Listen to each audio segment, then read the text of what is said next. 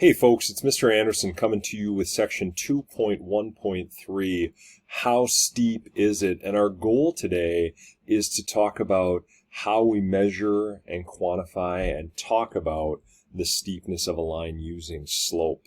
All right, so we're going to start to scratch this surface. So hopefully you got your notes out and something to write with and maybe a calculator if you decide you need one. But in the prior lessons in section 2.1, we use the dimensions of a slope triangle to quantify the steepness of a line. Today we're going to use the idea of like a set of stairs and moving uphill and downhill to talk about slope with even greater depth, right? Our goal is to make sure we can do some communicating. There's also going to be a learning log in today's assignment, so be ready to take care of that as well, right? The key questions, all right, the key questions that we're after: how can we tell if the slope of a line is positive or negative? What makes a line steeper? So how do we know it's getting steeper? Maybe not by looking at the line, but looking at the equation, okay? And then what makes a line less steep, of course? And what does a line of slope 0 look like? So let's go ahead and see if we can start to answer some of these questions. And we're going to start with 2-25 in our notes. And we've got some lines in 2-25, and these lines conveniently are marked up with slope triangles. So part A prompts us, says, hey, picture yourself climbing or descending, right, going up or going down, the stairs from left to right on each of the lines in the graph of lines A, B, and C, which is the steepest, which is the least steep.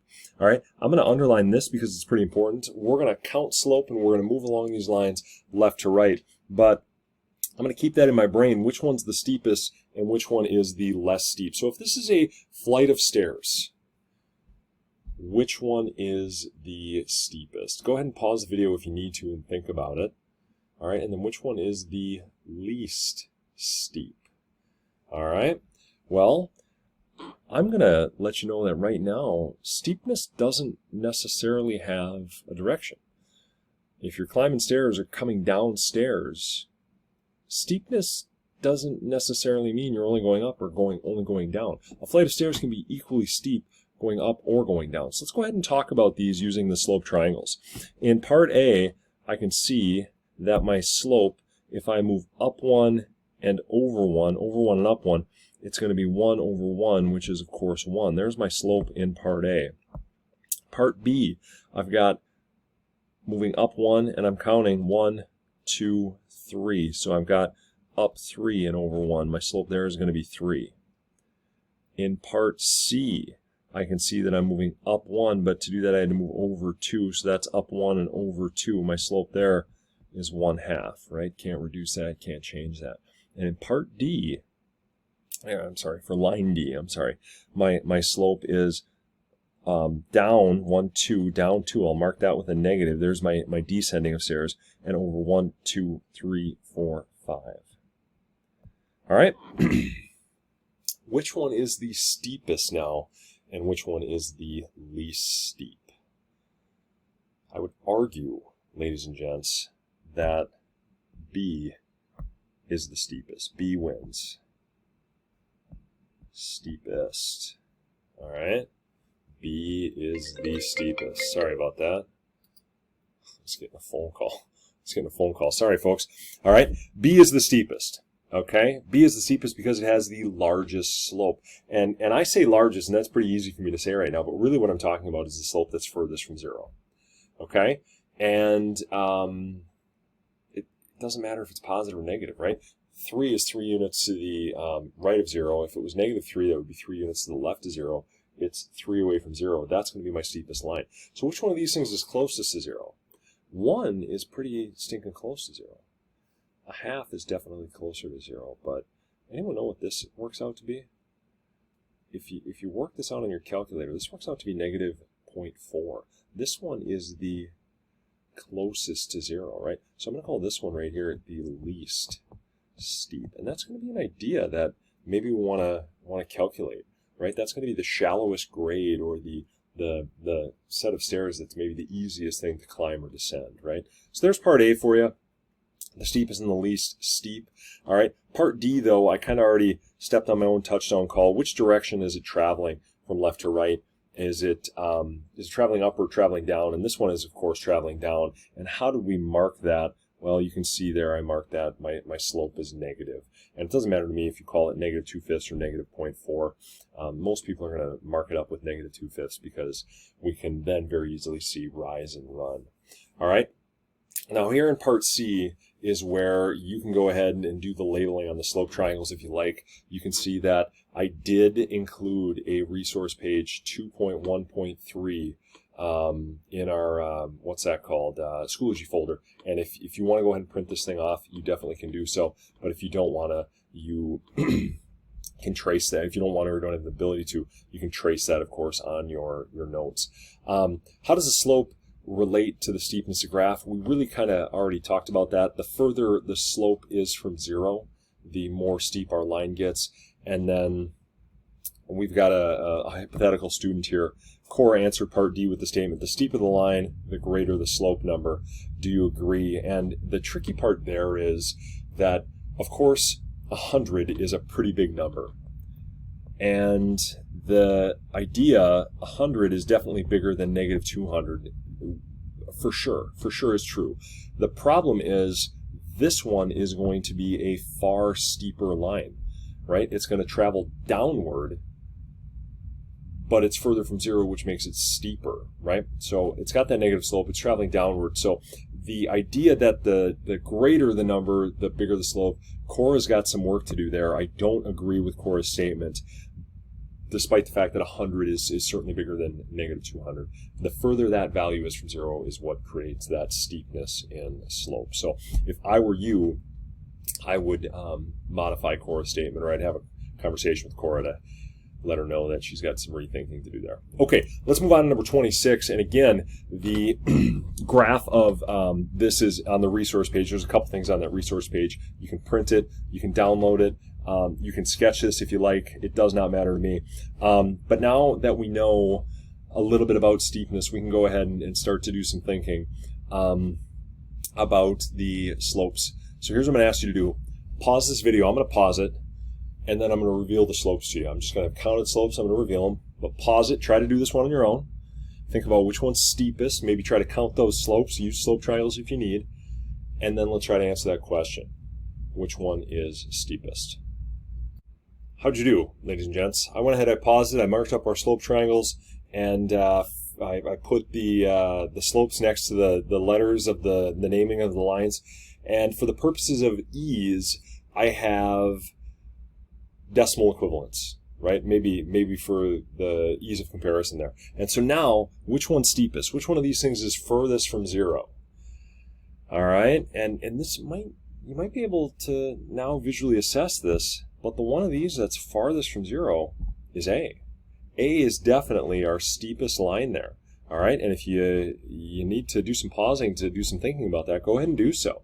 All right, but then the question, the follow-up here, which one is steeper, B or C? And that just means, hey, I'm going to compare these two. They both have the same numbers in their slopes, but they're in different spots, right? B is 3/2, C is 2/3. The bigger number, the number farther from 0, is going to be B, right? 1.5.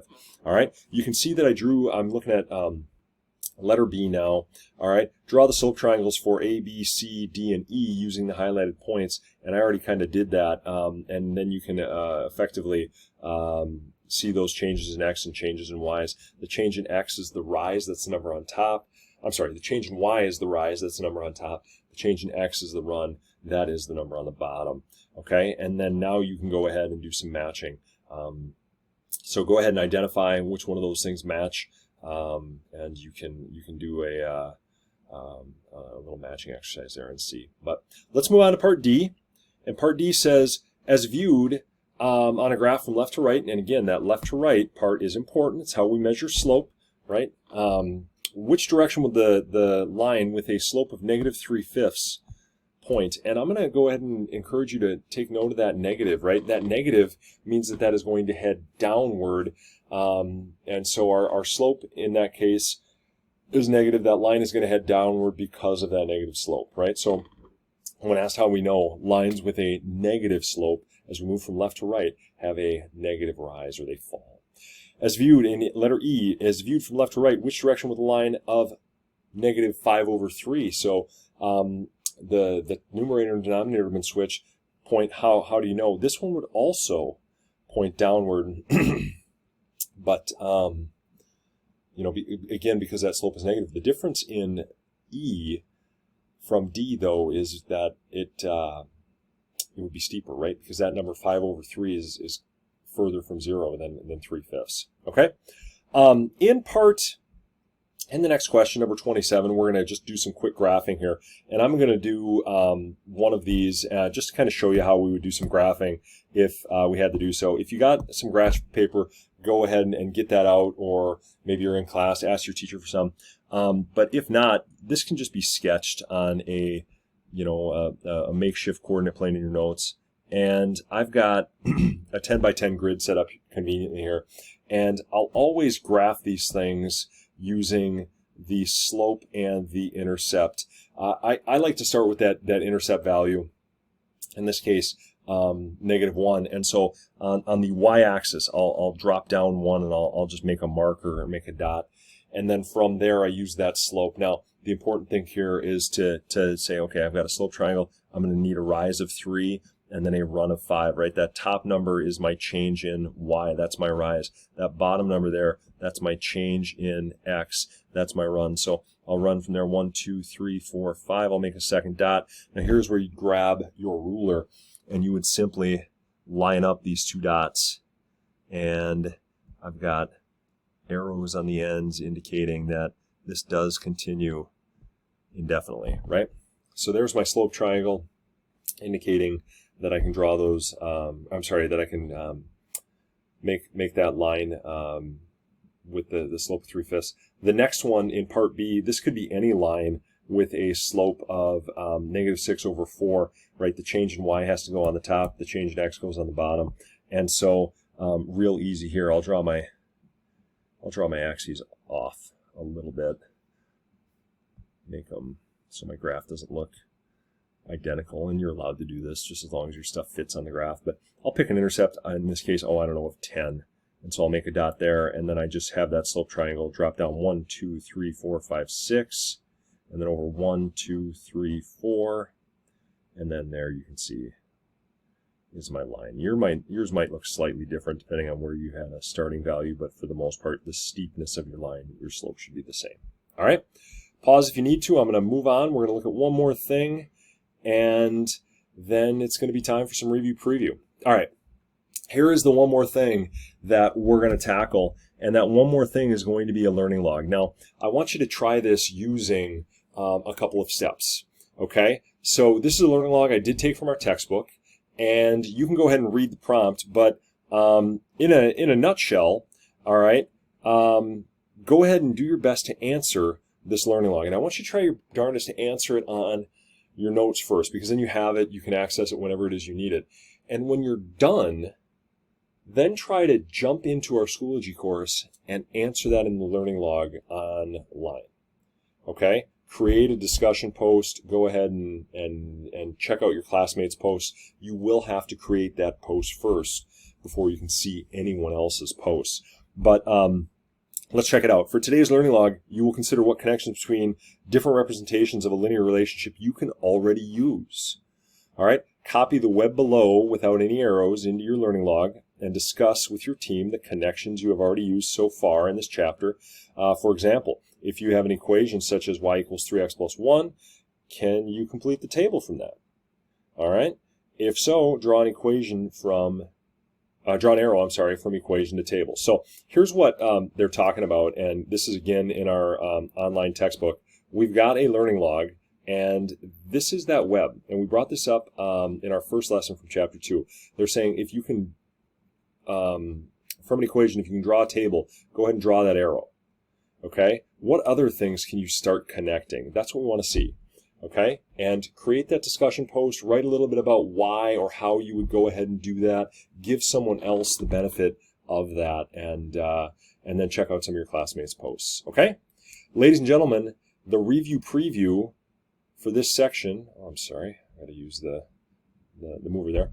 The review preview for this section is just 31 to 33. All right. Thanks for watching. Have a great